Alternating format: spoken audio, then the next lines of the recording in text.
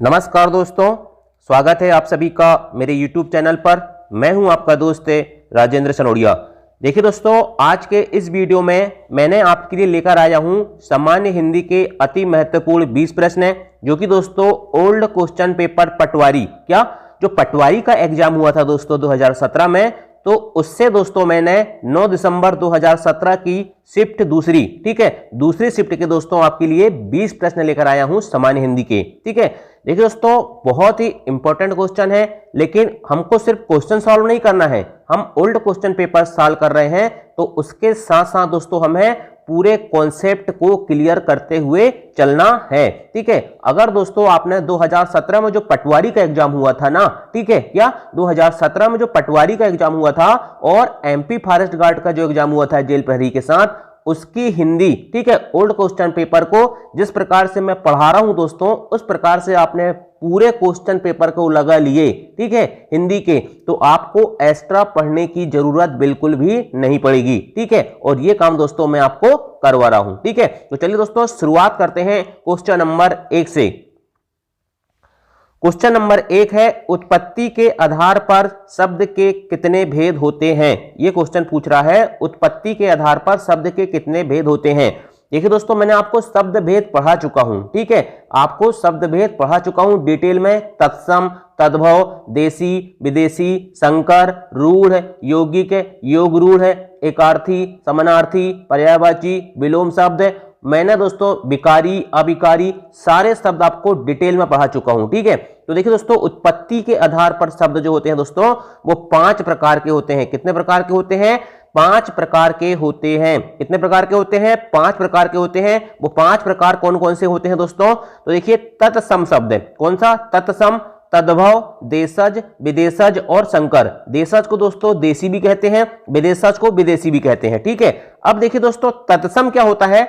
मतलब संस्कृत के समान। मैंने बताया था ना, संस्कृत के समान, जो संस्कृत के ही समान है और आज भी उनका उपयोग उसी रूप में जैसा कि तैसा ही किया जाता है। जैसे अग्नि, तो अग्नि जो है दोस्तों तत्सम शब्द है। लेकिन तद्भव क्या हुआ दोस्तों? तद्भव मतलब दोस्तों जो अपभ्रंश हुए, क्या हुए? बाद में परिवर्तित होकर दोस्तों उनका जो आज नया स्वरूप है वो तद्भव है, मतलब बाद में हुए। तद मतलब बाद, भव मतलब होना, बाद में होना। तो जैसे अग्नि का क्या हो गया? आग, तो हम आग जो है दोस्तों इसको क्या कहते हैं? तद्भव कहते हैं। देशज मतलब दोस्तों क्या होता है? जो क्षेत्रीय प्रभाव के कारण, जैसे टांग हो गया। टांग मतलब क्या होता है दोस्तों? आप यदि ग्रामीण क्षेत्र से होगा देखना, तो दोस्तों आज भी अधिकतर लोग टांगी बोलते हैं। पैर जो होता है ना उसको टांगी बोलते हैं कि तेरी टांग टूट गई। तो ये टांग जो है दोस्तों, ये देशज शब्द होता है, क्षेत्रीय प्रभाव के कारण उत्पन्न होते हैं। इस प्रकार से एक लोटा शब्द होता है। लोटा भी आपने सुना होगा, गड़बड़ सुना होगा, थैला सुना होगा, बैग को थैला कहते हैं ना, तो ये सब क्या है? देशज शब्द हैं, मतलब देशी शब्द हैं। वही बात करें हम दोस्तों विदेशज शब्द है दोस्तों, तो विदेशज मतलब जो विदेश से आए हुए। अब विदेश से कैसे आए? देखिए, विदेश में क्या हुआ दोस्तों? मुगलों ने शासन किया। इसके साथ साथ दोस्तों अंग्रेजों ने शासन किया। तो मुगलों के साथ साथ क्या हुआ दोस्तों? अरबी, फारसी, उर्दू के ढेर सारे शब्द आ गए, और अंग्रेज आए तो क्या हुआ? अंग्रेजी लेकर आए। तो दोस्तों ये विदेशज शब्द जो है ये विदेशों से आए हैं, और विदेशज शब्दों की संख्या दोस्तों लगभग 3500 से 4000 है। तो आप उतने तो याद नहीं कर सकते।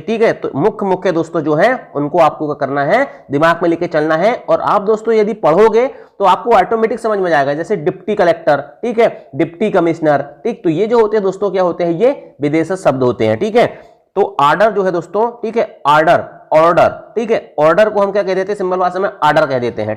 जैसे अस्पताल, अस्पताल को हॉस्पिटल जो था दोस्तों उसको अस्पताल कहने लगे, अस्पताल से आज अस्पताल कहने लगे। क्या कहने लगे? आज अस्पताल। हॉस्पिटल को अस्पताल, और अस्पताल के बाद अस्पताल। तो ये हो गया दोस्तों क्या? विदेशज शब्द। नंबर 5वां दोस्तों संकर शब्द है। संकर का मतलब क्या होता है दोस्तों? आप साइंस पढ़ते होगे तो आपने पढ़ा होगा संकर किस्में। संकर किस्म होती है ना, आम की पढ़ा होगा। तो क्या होता है दोस्तों? संकर मतलब होता है मिलाके बनाया हुआ। क्या?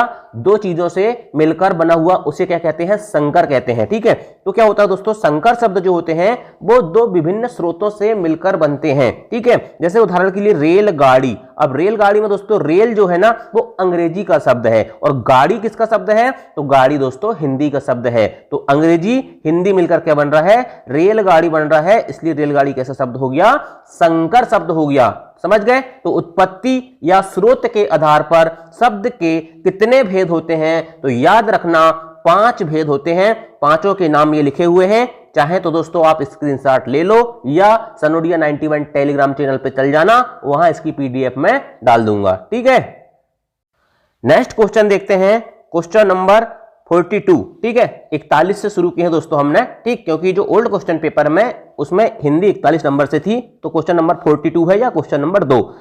तत्सम शब्द नहीं है। मैंने अभी बताया दोस्तों आपको तत्सम क्या होते हैं, जो संस्कृत के समान है। ठीक है, तो तत्सम शब्द नहीं है धृत, चूर्ण, चंचू और कोढ़।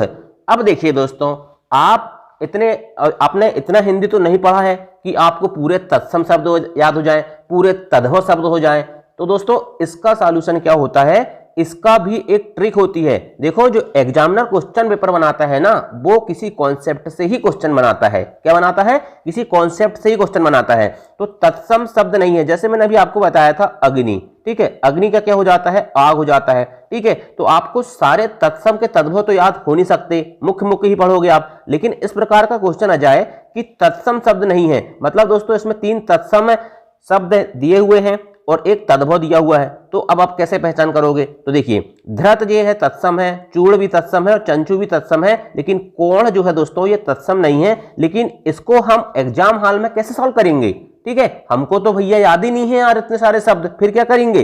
तो उसके लिए दोस्तों कुछ ट्रिक और कुछ कॉन्सेप्ट होते हैं। ठीक है, और यदि आप सनोडिया 91 यूट्यूब चैनल में जुड़े हो दोस्तों, तो आपको यही चीज पढ़ाने के लिए तो मैं आया हूं, नहीं तो आप तो लुसेंट की किताब से पढ़ सकते हो ना। चलिए, तो देखिए भाई क्या होता है, सबसे पहले दोस्तों कुछ नियम कायदे कानून दिमाग में बैठा लो। ठीक है, तत्सम की पहचान कैसे होती है, याद रखना, छ छतरी का, त्रत रसूल का, ज्ञ ज्ञानी का। ठीक है, और ये स्रा आता है जो, ठीक है, श्रवण वाला, और एक ध्या, धा नहीं है दोस्तों, याद रखना ये ध्या है, विद्या वाला ध्या है। ठीक है, जो दा और या से मिलकर बनता है, दा और या से मिलकर बनता है ध्या। ठीक है, धा धनुष का नहीं है, बल्कि कौन सा है, विद्या वाला धा है। ठीक है, और क्या हो गया दोस्तों, जबकि आपको छा छतरी का, त्रत रसूल का, ज्ञ ज्ञानी का, स्रा श्रवण का और ध्या वाला धा दिखे, तो याद रखना दोस्तों वो तत्सम शब्द होगा। उदाहरण के लिए विद्यालय, छात्र, विज्ञान, क्षत्रिय। इनमें देखिए दोस्तों, क्षत्रिय में त्रा दिख रहा है, विज्ञान में ज्ञ दिख रहा है, छात्र में त्रा दिख रहा है, विद्यालय में ध्या दिख रहा है। तो ये क्या होंगे,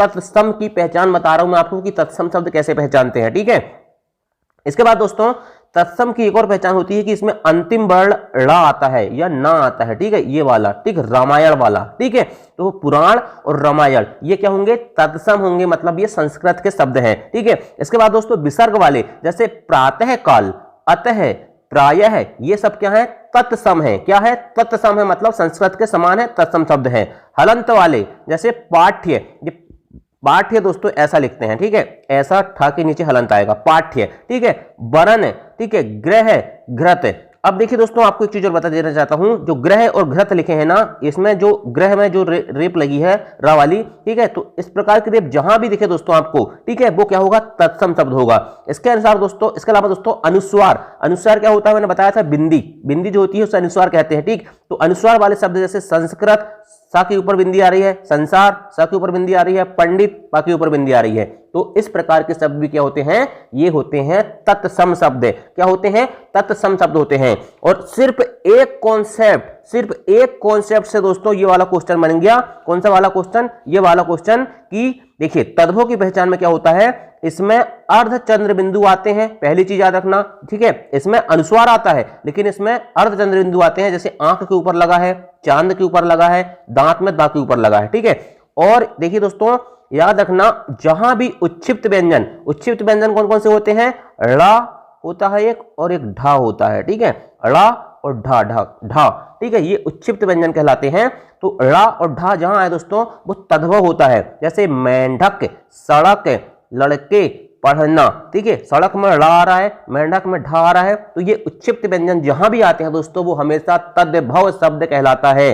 अगर आपको सिर्फ दोस्तों ये वाला कॉन्सेप्ट पता रहता ना कि उच्छिप्त व्यंजन वाला शब्द तद्भव होता है, तो ये वाला क्वेश्चन आप बिल्कुल आंख मूंद के सॉल्व कर लेते कि कोढ़ में क्या आ रहा है, कोढ़ में क्या आ रहा है, ड़ आ रहा है, मतलब तद्भव शब्द, ये क्या है, तद्भव शब्द है। जहां भी आपको उच्छिप्त व्यंजन दिख जाए, ड़ और ढा, ड़ा और ढा, ठीक है, ला और ढा दिख जाए तो वो क्या होता है, तद्भव शब्द होता है। कैसा शब्द होता है, तद्भव, तद्भव, तत्सम नहीं होता भाई, ठीक। तो समझ गए, एक कॉन्सेप्ट, सिंगल एक कॉन्सेप्ट से दोस्तों आपका ये क्वेश्चन सॉल्व हो जाता। आपको सारे शब्द याद करने की जरूरत नहीं है, हमको उतने ही शब्द पढ़ना है दोस्तों जितनी हमारी किताब में देते हैं और जो विभिन्न परीक्षाओं में आए हैं और जहां तक हमारे सोर्स अवेलेबल हैं, ठीक। चलिए नेक्स्ट क्वेश्चन देखते हैं भाई।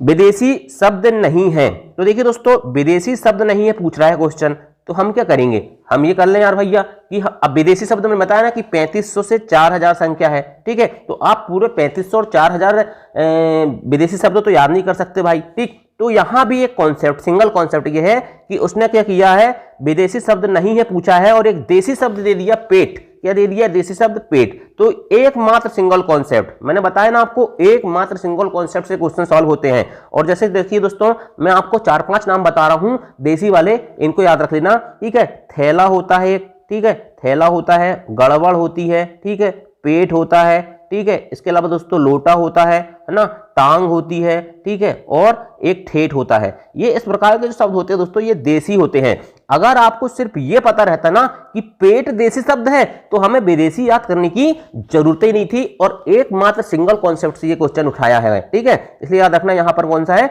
विदेशी शब्द नहीं है, पेट है। क्यों, क्योंकि पेट एक देसी शब्द है भाई, देशज शब्द है, देशज शब्द है, क्षेत्रीय प्रभाव के कारण उत्पन्न हुआ है। नेक्स्ट क्वेश्चन है, कानून के विरुद्ध किया गया कार्य क्या कहलाता है। बड़ा ही इंपॉर्टेंट दोस्तों, अनेक शब्दों के लिए एक शब्द से 1-2 क्वेश्चन आपको 100% देखने को मिलेंगे, कम से कम 2 क्वेश्चन आपको देखने को मिलेंगे। क्यों, क्योंकि इस बार क्वेश्चन की संख्या हो गई है 25, किसमें, पटवारी में, और एमपी फॉरेस्ट गार्ड में तो 20 ही आएंगे, ठीक है। इसलिए पटवारी में दोस्तों आपको 2 शब्दों के लिए एक शब्द, अनेक शब्दों के लिए एक शब्द में दोस्तों आपको 2 से 3 क्वेश्चन भी देखने को मिल सकते हैं। चलिए, कानून के विरुद्ध किया गया कार्य दोस्तों क्या होता है, गैर कानूनी होता है। अपराध मत सोच लेना मेरे भाई, अपराध क्या होता है, अपराध क्या होता है, क्राइम होता है। क्या होता है अपराध, अपराध की परिभाषा क्या होती है, अपराध की परिभाषा ये होती है कि जिसका कोई दंड निर्धारित हो, कहां पर, हमारे भारतीय संविधान में, सिर्फ वही अपराध है। चाहे दोस्तों आप कुछ भी कर लो, अगर उस कृत्य के लिए दंड नहीं है तो वो अपराध नहीं होता, ठीक है। तो याद रखना दोस्तों, कानून के विरुद्ध किया गया कार्य क्या होता है, गैर कानूनी कहलाता है, ठीक। चलिए नेक्स्ट क्वेश्चन देखते हैं भाई। अब देखिए मैंने दोस्तों आपको जैसा बताया था पहले कि यहां क्या आया है, गैर कानूनी आया है, तो ये क्या हुआ है, गा से स्टार्ट हुआ ना। तो आप क्या करना, गा से स्टार्ट होने वाले जितने भी 1 वर्ड हैं सबको याद कर लो, ठीक है, एक बार में पढ़ लो, ठीक। और आपकी कैपेसिटी है तो पूरा चैप्टर आप एक बार नजर भी मार सकते हो। जैसे प्राचीन आदर्श के अनुकूल चलने वाला गतानुगतिका कहलाता है। क्या, प्राचीन आदर्श के अनुकूल चलने वाला को गतानुगतिका कहते हैं। जो बीत चुका हो उसे गत कहते हैं। जो इंद्रियों के ज्ञान के बाहर है गोतीत कहते हैं। वह नाटक जिसमें गीत अधिक हो गीत रूपक कहलाता है। पृथ्वी की वह शक्ति जो सभी चीजों को अपनी ओर खींचती हो गुरुत्वाकर्षण। जो कठिनाइयों से पछता है उसे गरिष्ठ कहते हैं। रात और संध्या के बीच का समय गोधूली, बड़ा इंपॉर्टेंट है, ठीक है। और जो छिपाने योग्य हो उसे क्या कहते हैं, गोपनीय कहते हैं, ठीक है। बहुत ही इंपॉर्टेंट 1 वर्ड है दोस्तों, ये सारे आपको रटे होना चाहिए, ठीक है। चलिए नेक्स्ट क्वेश्चन, ऊंचे ऊंचे शब्द उदाहरण है।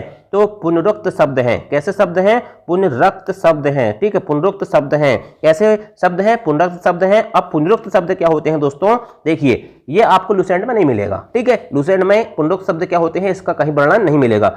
जब एक ही शब्द वाक्य में लगातार 2 बार प्रयुक्त होकर विशेष अर्थ बताता है उसे पुनरुक्त शब्द कहते हैं। जैसे उदाहरण के लिए बार बार, जाते जाते, खेलते खेलते, पुनरावृत्ति होना, क्या होना, पुनरावृत्ति होना दोस्तों, इन्हें पुनरुक्त शब्द कहते हैं। जैसे ऊंचे ऊंचे, अब ऊंचे तो है भाई लेकिन 2 बार ऊंचे बोलने की क्या जरूरत है, तो क्यों, क्योंकि विशेष अर्थ बताता है कि ऊंचे ऊंचे, ठीक है। बार बार, बार बार, ठीक, जाते जाते, खेलते खेलते। तो क्या होता है दोस्तों, पुनरावृत्ति होने से एक विशेष अर्थ निकलता है, इसलिए क्या होता है, ये पुनरुक्त शब्द कहलाते हैं।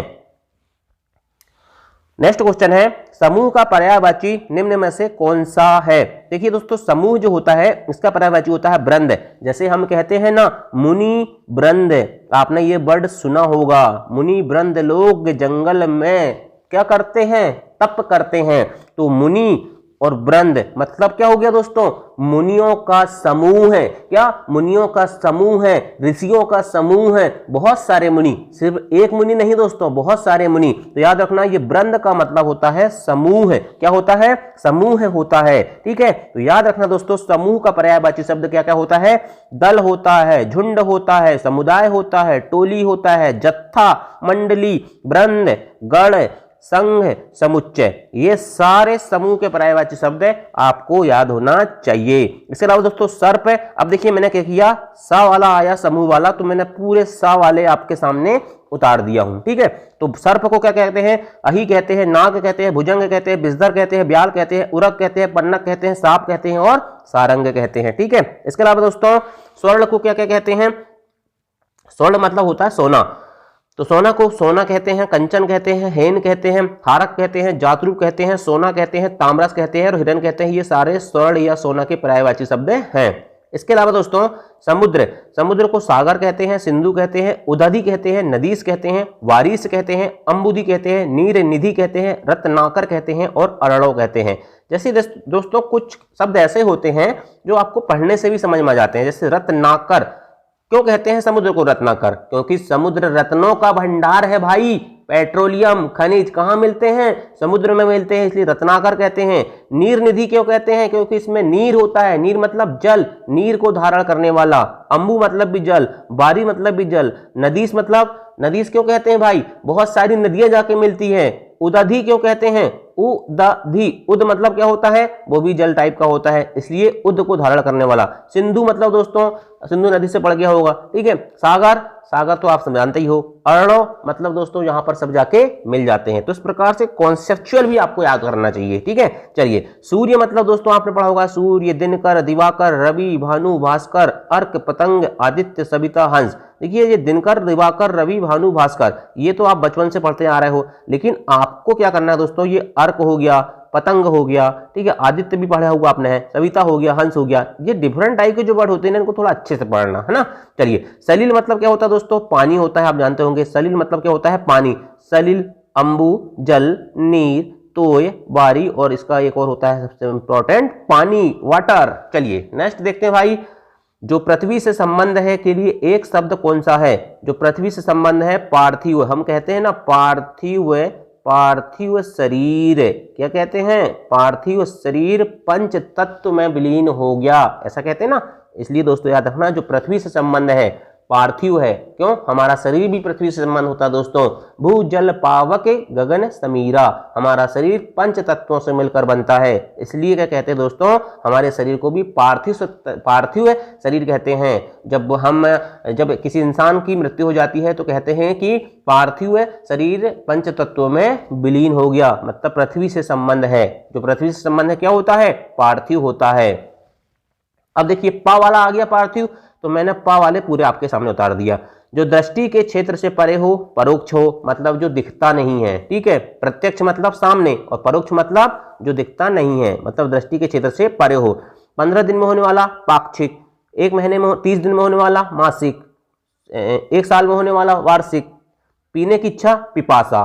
पिता का पिता क्या कहलाता है दोस्तों, पिता का पिता, दादा मत कह देना मेरे भाई, ठीक है। यदि वहां दादा भी ऑप्शन आएगा तो आपको थोड़ा देख लेना, पितामह होगा तो पितामह को ही लगाना, ठीक। हिंदी में हिंदी जैसे ही हमको आंसर देना है, ठीक है। पिता के पिता का पिता प्रपितामह कहलाता है। कही हुई बात को बार बार कहना पृष्ठ पेषण कहलाता है, और जो उक्ति बार बार कही जाए उसे पुनरुक्ति कहा जाता है। चलिए भाई नेक्स्ट क्वेश्चन देखते हैं, चयन का संधि विच्छेद निम्न में से कौन सा है। तो देखिए भाई, चयन का संधि विच्छेद निम्न में से कौन सा है। आपको देखो मैंने कितने बार बताया हूं, जब संधि पढ़ा रहा था तो आपको बताया था कि आय, ठीक है, आय, ठीक है, आय, आय, आओ, अभी, ठीक है, आओ, ठीक है, आबू, इस प्रकार के शब्द यदि कहीं देखते हैं तो उसमें कौन सी संधि होती है? अयादी संधि होती है। कौन सी संधि होती है? अयादी संधि होती है। और इसकी सबसे इंपॉर्टेंट पहचान 3 अक्षर का शब्द होता है। कितने अक्षर का शब्द होता है? 3 अक्षर का शब्द होता है। ठीक है, सबसे इंपॉर्टेंट पहचान। अच्छा, अब देखिए चयन लिखा हुआ है यहाँ पर। क्या लिखा हुआ है? चयन। तो यहाँ क्या छुपा है? अय छुपा है। देखिए च के बाद अय छुपा है। ठीक, तो ये क्या हो जाएगी? इसमें अयादी संधि हो जाएगी। अब इसका संधि विच्छेद कैसे करेंगे? देखिए चयन लिखा हुआ है। ठीक है, तो चयन को दोस्तों चेधन अन लिखते हैं। जैसे उदाहरण के लिए नयन। ठीक है, नयन हो गया। ठीक है, तो नयन को कैसे लिखेंगे? थोड़ा मैं एक पेज ले लेता हूं। चलिए, नयन हो गया जैसे दोस्तों नयन, तो नयन को कैसे लिखोगे? ने धन अन लिखोगे। ठीक है, में धन अन। यहाँ 2 मात्रा मत लगाना, सिर्फ 1 मात्रा लगाना। यहाँ यदि सिर्फ 1 मात्रा है तो ने धन अन। ठीक है, इसके बाद दोस्तों एक देता हूं मैं नयन के बाद आपको बताता हूं नायक। अब यहाँ देखिए बा ना आ रहा है, इसलिए ना यहाँ पर डबल मात्रा आएगी, नई धन अक हो जाएगा। ठीक है, क्या हो जाएगा? नई धन अक। यहाँ बड़ा आया इसलिए यहाँ पर भी 2 मात्रा आ गई, है ना। इसके अलावा दोस्तों नेक्स्ट देखते हैं, जैसे गायिका। क्या हो गया? गायिका। गायिका में क्या होता है दोस्तों? याद रखना, यहाँ क्या हो रहा है? यहाँ भी देखिए बड़ा गा आ रहा है, इसलिए यहाँ पे गई आएगा। गा में 2 की मात्रा आएगी। ठीक है, 1 की मात्रा आएगी, मतलब ये डबल वाली मात्रा लगेगी। ठीक है, प्लस क्या हो जाएगा? इका हो जाएगा। ऐसे उदाहरण के लिए पवन लेते हैं, है ना। पवन, ये पावन पवन बड़े आते हैं क्वेश्चन, है ना। पवन जैसे दोस्तों इसमें पो धन अन होगा। क्या होगा? पो धन अन होगा। ठीक है, अब पावन हो जाएगा ना दोस्तों, तो उसमें डबल ऊ लग जाएगा, पौ धन अन हो जाएगा, तो यहाँ पर पावन बड़ा वाला आ जाएगा। ठीक है, इसी प्रकार दोस्तों भावुक, भावुक जो होगा, भावुक जो होगा दोस्तों, इसका कैसा होगा? भव हो जाएगा, धन उक हो जाएगा, भव धन उक हो जाएगा। ठीक है, चलिए तो समझ गए। अयादी संधि मैंने बता दिया हूं, अय आय अभी, और क्या देखते हैं आपको? यदि आबी आय आय टाइप के वर्ड देखते हैं, और पहचान के इंपॉर्टेंट है कि 3 अक्षर का शब्द होता है। ठीक, चलिए ये देखिए देख लीजिए, ये लिख दिया हूं मैंने दोस्तों सब, है ना। उदाहरण आप देख लेना, है ना। चलिए नेक्स्ट क्वेश्चन देखते हैं भाई। सफल का विलोम शब्द कौन सा होता है? सफल का विफल होता है। निष्फल मत कर देना। ठीक है, सफल का निष्फल मत कर देना। यदि यहाँ विफल है तो विफल ही करना। ठीक है, चलिए निष्फल भी होता है, हालांकि ऐसा नहीं है ना, लेकिन हमको क्या करना है? विफल ही करना है। चलिए अब मैंने दोस्तों सा वाले जितने भी हैं, ठीक है, सा 3 प्रकार के होते हैं ना, सा और सा। तो ये सा वाले और हा वाले जितने हैं दोस्तों, ऊष्म व्यंजन जिसको कहते हैं हम, तो ऊष्म व्यंजन वाले सारे पढ़ लिया, क्योंकि शब्द कम थे इसके। ठीक है, इसलिए सारे का मतलब दोस्तों जो इंपॉर्टेंट है। ठीक है, अब ऐसा नहीं है कि मैं खट्टा मीठा हार जीत दिन रात इस टाइप के विलोम शब्द आपको पढ़ाऊं। ठीक है, तो आप भी पढ़ सकते हो। श्री गणेश का इति होता है विलोम शब्द। शुष्क का आर्द्र होता है। आर्द्र को थोड़ा ध्यान रखना, इस प्रकार से लिखते हैं। ठीक, हिंदी पढ़ रहे हैं तो हमें शुद्धता का ध्यान रखना पड़ेगा। ठीक है, हिंदी का ध्यान रखना पड़ेगा। याद गलत दिखा भाई, आर्द्र ऐसा लिखते हैं। ठीक है, ये ऐसा द्रा आएगा और ऊपर भी एक रकी रेप लगती है। ठीक है, चलिए संड जो होता है दोस्तों इसका मर्द होता है। सूम जो होता है इसका दाता होता है विलोम शब्द। शुक्ल का कृष्ण होता है। शीत का उष्ण होता है। शोक का हर्ष या विषाद भी होता है। शोक का क्या होता है? हर्ष या विषाद भी होता है। ठीक है, चलिए नेक्स्ट देखते हैं दोस्तों। सन्यासी का होता है गृहस्थ। ठीक है, हर्ष का शोक होता है दोस्तों, हर्ष का शोक विषाद होता है। ठीक है, चलिए सन्यासी का गृहस्थ हो जाएगा। सृष्टि का प्रलय, ह्रास का वृद्धि, ह्रस्व का दीर्घ, सामान्य का विशिष्ट, संधि का विग्रह, समाज का व्यक्ति, स्थिर का चंचल, सुधा का गरल, हर्ष का विषाद, है ना। इसके अलावा दोस्तों स्वप्न का जागरण, स्थावर का जंगम, स्तुति का निंदा, सूक्ष्म का स्थूल होता है, समास का व्यास होता है और हास का रुदन होता है। मैंने पिछली क्लास में आपसे पूछा था हास का विलोम शब्द क्या होता है। ठीक है, चलिए ये सारे इंपॉर्टेंट है, याद कर लेना, है ना। कु उपसर्ग से बना शब्द निम्न में से कौन सा है? उपसर्ग क्या होते हैं और प्रत्यय क्या होते हैं? उपसर्ग मतलब दोस्तों जो शब्दांश शब्दों के पहले लगते हैं, ठीक है, आदि में लगते हैं, और प्रत्यय क्या होते हैं? जो बाद में लगते हैं। ठीक है, तो कु क्या हो रहा है? उपसर्ग से बना शब्द। इसमें देखिए, इसमें तो तीनों में कहीं कु है ही नहीं, तो ये आंसर हो जाएगा कुपात्र। ठीक है, अब कुपात्र और उपसर्ग पढ़ रहे हैं हम दोस्तों, तो हमें यह भी पता होना चाहिए कि ये कु जो है वो कौन सा उपसर्ग है। ठीक है, तो याद रखना दोस्तों, कु जो होता है ना, ये हिंदी उपसर्ग होता है। कौन सा उपसर्ग होता है? कु उपसर्ग से बना शब्द दोस्तों, याद रखना ये हिंदी का उपसर्ग होता है। और कु का अर्थ बुरा होता है, जैसे कुचाल मतलब बुरी चाल वाला, कुचक्र मतलब बुरे चक्र में फंस गए। ठीक है, अब आपको क्या करना है? ये हिंदी के उपसर्ग लिखे हुए हैं जितने, ठीक, सबको क्या करना है? इनको याद करना है। जैसे क्वेश्चन आता है यहां से कि निम्न में से कौन सा हिंदी का उपसर्ग नहीं है या निम्न में से कौन सा हिंदी का उपसर्ग है। ठीक है, क्योंकि दोस्तों संस्कृत के उपसर्ग होते हैं, अरबी फारसी के भी होते हैं, अंग्रेजी के भी होते हैं। ठीक है, इसलिए आपको हिंदी के उपसर्ग याद होना चाहिए। आ, अन, कु, दु, नी, औ, भर, सु, अध, उन, पर, विन, ये सारे याद रखना हिंदी के उपसर्ग हैं। और कु उपसर्ग से बना शब्द तो बहुत आसान क्वेश्चन आया था। ठीक है, कुचाल है, ठीक है, कुपात्र है ना। चलिए नेक्स्ट क्वेश्चन देखते हैं भाई। चरण कमल में कौन सा समास है? इसमें कर्मधारय समास है। और दोस्तों एक चीज याद रखना, यदि कर्मधारय समास में सबसे इंपॉर्टेंट समास है तो वो कर्मधारय समास ही है। ठीक है, जो समझ में नहीं आती लोगों को, कर्मधारय और बहुव्रीहि में बहुत है क्या होता है, कंफ्यूजन होता है। ठीक है, चलिए तो कर्मधारय समास है चरण कमल, मतलब क्या, कमल के समान चरण, कमल के समान चरण। अब ये कर्मधारय समास क्या होती है, पहली चीज याद रखना दोस्तों, इसमें उत्तर पद प्रधान होता है। मतलब दोस्तों उत्तर पद मतलब दोस्तों बाद का पद प्रधान होता है। ठीक है, पूर्व पद तथा उत्तर पद मतलब दोस्तों पहला पद, और बाद के पद में दोस्तों उपमान उपमेय, ठीक है, और विशेषण विशेष्य। मतलब दोस्तों उपमान उपमेय मतलब क्या होता है, या तो किसी को किसी की उपमा दी जाती है या किसी की विशेषता कोई शब्द बतलाता है। ठीक है, विशेषण विशेष्य होता है, ये संबंध होता है। क्वेश्चन ये भी पूछा जाता है दोस्तों कि किस समास में उपमान उपमेय का संबंध होता है या विशेषण विशेष्य का संबंध होता है, तो याद रखना कर्मधारय समास में होता है। क्वेश्चन ये भी पूछा जाता है कि किस समास में उत्तर पद प्रधान होता है, तो याद रखना दोस्तों कर्मधारय समास में होता है। ठीक है, उदाहरण देखिए दोस्तों, चरण कमल, चरण के समान, कमल के समान चरण। ठीक है, कनक लता मतलब दोस्तों कनक सी लता, कनक मतलब आप समझ रहे हैं ना, सोना होता है। ठीक है, कमल नयन मतलब कमल के समान नयन। ठीक है, प्राण प्रिय, प्राणों सा प्रिय, चंद्रमुख, चंद्र सा मुख, मृग नयन मतलब मृग के समान नयन, देह लता मतलब दोस्तों लता समान देह है। ठीक है, अब क्रोधाग्नि मतलब दोस्तों क्रोध रूपी अग्नि, लाल मणि मतलब दोस्तों लाल मणि। ठीक है, नीलकंठ मतलब जिसका नीला है कंठ है, महापुरुष मतलब महान है जो पुरुष, महान है तो जो महादेव, अधमरा मतलब आधा है जो मरा, परमानंद मतलब दोस्तों परम है जो आनंद। ठीक है, तो इस प्रकार से परम है जो, या चरण कमल मतलब चरण के समान, समान या है जो, इस टाइप को जहां शब्द लिखे दोस्तों याद रखना वो क्या होता है, कर्मधारय समास होता है। नेक्स्ट क्वेश्चन, कान खोलना मुहावरे का अर्थ क्या है? कान खोलना मतलब सावधान करना, कान खोलना मतलब सावधान करना दोस्तों, कान से सुनाई देना, ये मत इस टाइप के मत करना। ठीक है, कान खोलना मतलब सावधान करना होता है।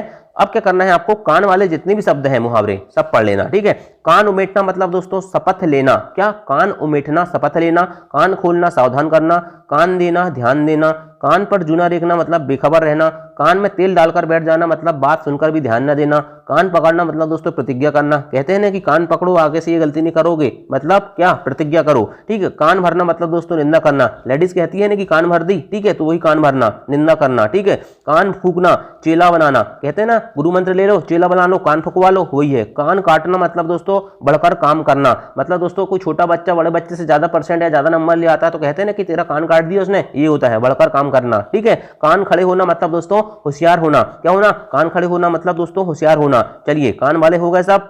ठीक है, उद्धृत का शुद्ध रूप निम्न में से कौन सा है? ठीक है, तो ये उद्धृत का शुद्ध रूप दोस्तों ये लिखा हुआ है उद्धृत। ठीक है, उद्धृत, द के नीचे क्या है, ये रकी रेफ है। ठीक है, उद्धृत है। ठीक है, देखिए दोस्तों अब बर्तनी से भी बहुत क्वेश्चन आते हैं भाई, बहुत अच्छे से पढ़ना। मैं आपको कुछ बर्तनी लिख के बताता हूं। ठीक है, ये बर्तनी वाले जो शब्द हैं दोस्तों, आज हम छोटा ऊ और बड़ा ऊ की मात्रा वाले लेते हैं। ठीक है, मैं कुछ है जो मुझे याद है उनको आपको लिख के बता रहा हूं। जैसे ऊष्मा, हम क्या करते हैं, ऊष्मा ऐसा लिख देते हैं। कैसे लिख देते हैं? ऊष्मा ऐसा, ऐसा नहीं करना भाई। ऊष्मा का सही रूप होता है इस प्रकार से, बड़ा ऊ आता है भाई, है ना, ये गलत है, ये सही है। ठीक है, इसके अलावा दोस्तों और क्या होता है, इसके अलावा और बताता हूं मैं आपको।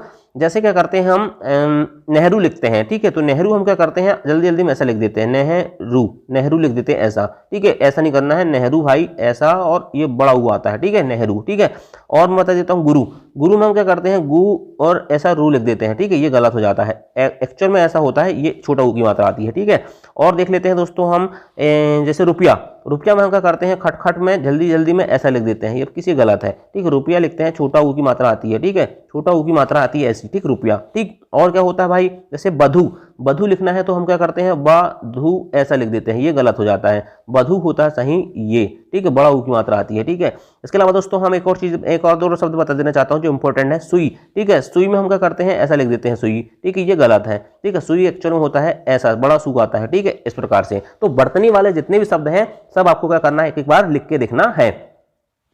उस काल के मारे क्रोध के तन कांपने उसका लगा, मानो हवा के जोर से सोता हुआ सागर जगा। इन पंक्तियों में कौन सा रस है? देखिए दोस्तों, उस काल के मारे क्रोध के तन कांपने उसका लगा।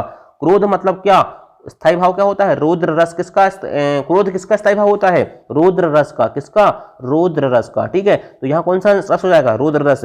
रस क्या होता है? काव्य को पढ़ने, सुनने या देखने में पाठक, श्रोता या दर्शक को दोस्तों जो आनंद की अनुभूति होती है उसे काव्य में रस कहा जाता है।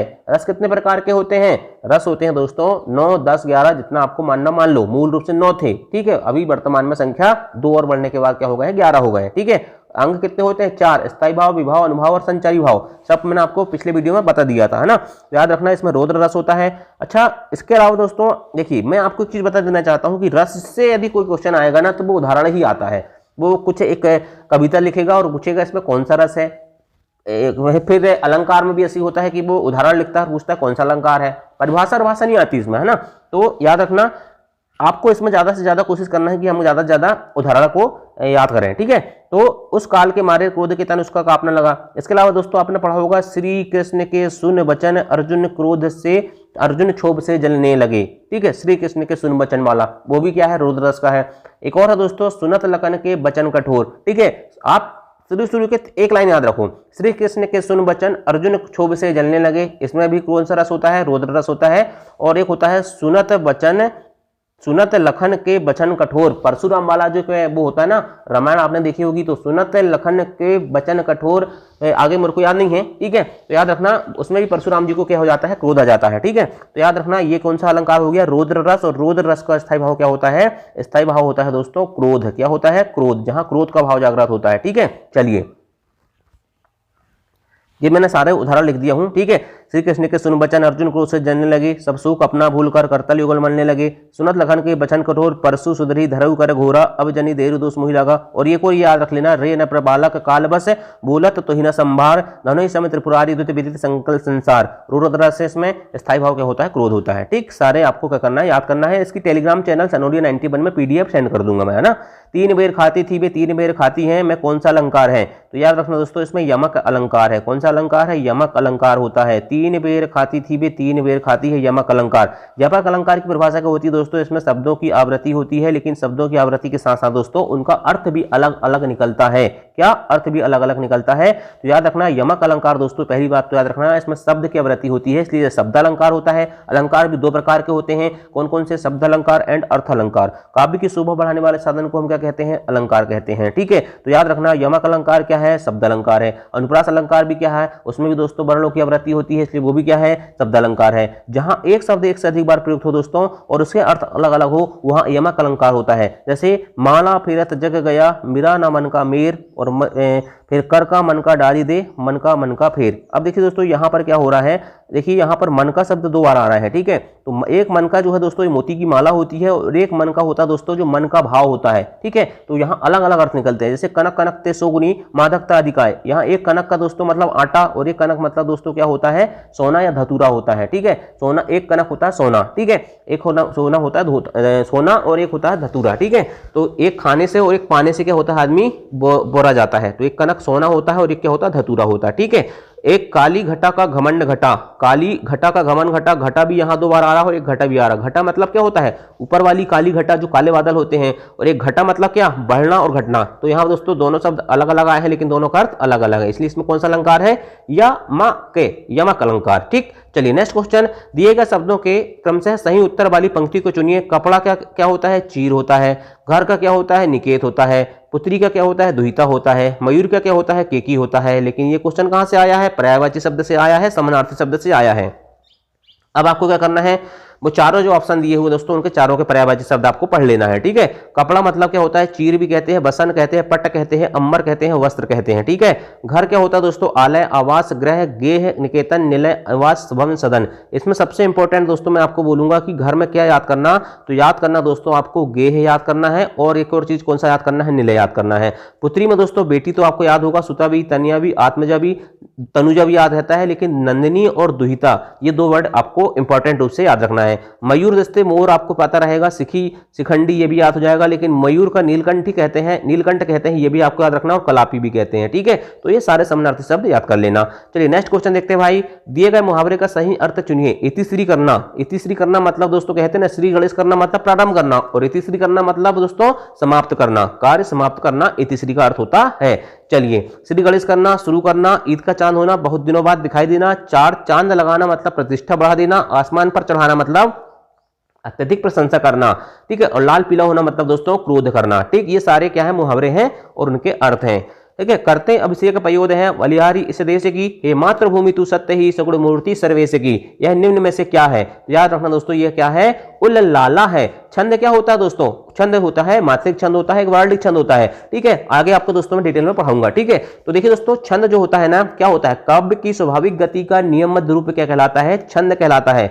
अच्छा दोस्तों, ये जो परिभाषा मैंने अभी बोला ना कि काव्य की स्वाभाविक गति का नियमबद्ध रूप छंद कहलाता है, ये मेरे को क्लास 10th से अभी तक याद है। ये परिभाषा आपको पुराने जमाने की जो शिवलाल की दर्शिका आती थी ना, और हिंदी पर आपकी किताब आती थी, उसमें मिलेगी, ठीक है। आप सोचो कि लुसेंट में मिल जाएगी तो ये डेफिनेशन नहीं मिलेगी, ठीक है। तो याद रखना दोस्तों, ये उल्लाला एक छंद होता है, ठीक है। और ये कौन सा छंद होता है दोस्तों, तो याद रखना, उल्लाला अर्ध सम मात्रिक छंद होता है। मतलब दोस्तों, इसमें विषम चरण में 15 मात्रा होती है और सम चरण में 13 मात्रा होती है। क्या होता है दोस्तों, कोई भी छंद 4 चरणों से मिलकर बना होता है। जैसे हम पढ़ते हैं ना, रही मैंने पानी राखिए, बिन पानी सब शून, पानी गए ना उबरे, मोती मानिस चून। मतलब दोस्तों, जो 4 जो होते हैं चरण होते हैं, ठीक है। तो विषम चरण में 15 और सम चरण में 13 मात्रा होती है। वही दोस्तों, जो दोहा है ना, ये भी अर्ध सम मात्रिक छंद होता है। क्यों, क्योंकि इसमें विषम 13 और सम में 11 मात्रा होती है। और सोठा जो है दोस्तों, याद रखना, दोहा का उल्टा होता है। मतलब दोस्तों, दोहा में यदि विषम में 13 है तो उसमें क्या होगा, विषम में 11 हो जाएंगी, और यहाँ सम में 11 है तो वहां क्या हो जाएगा, 13 हो जाएगा, ठीक है। चलिए नेक्स्ट क्वेश्चन देखते हैं भाई।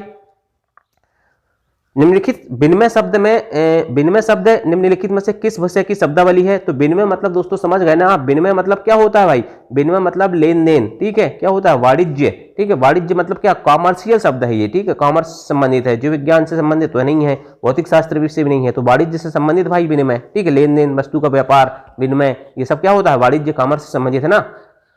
यथामति में कौन सा समास का उदाहरण है, यथामति कौन से समास का उदाहरण पूछ रहा है, मैंने बता दिया था, ये अव्ययी भाव समास का। कौन से समास का, अव्ययी भाव को। अभी आपको यथा दिखे, ठीक है, आ दिखे, ठीक है, अनु दिखे, हर दिखे, प्रति दिखे, तो इस प्रकार के शब्द को क्या कहते हैं, अव्ययी भाव समास कहते हैं, जिसका पूर्व पद क्या होता है, प्रधान होता है। कौन सा पद प्रधान होता है, पूर्व पद प्रधान होता है, मतलब पहला पद प्रधान होता है और अव्यय होता है, ठीक है। वो कौन सा होता है, अव्ययी भाव समास होता है। जैसे यथाशक्ति हो गया, ठीक है, और आजन्म हो गया, ठीक है, और प्रतिदिन हो गया, हर दिन हो गया, हर एक हो गया, ये शब्द क्या है, ये सब दोस्तों अपने अव्ययी भाव समास को उदाहरण है। दोस्तों मेरे को बहुत सारे शब्द याद होने लगे अब, क्यों, क्योंकि मैं आपको पढ़ा रहा हूं ना, तो बार बार रिपीट कर रहा हूं, तो आप मेरे को इतने सारे कॉन्सेप्ट, जैसे संधि, संधि में दोस्तों मेरे को कोई रात को 12 बजे उठा के पूछ लेगा, मैं बता दूंगा, ठीक, क्योंकि इतना कॉन्सेप्ट क्लियर हो जाता है दोस्तों इस प्रकार से पढ़ने में आपको ओल्ड क्वेश्चन पेपर से।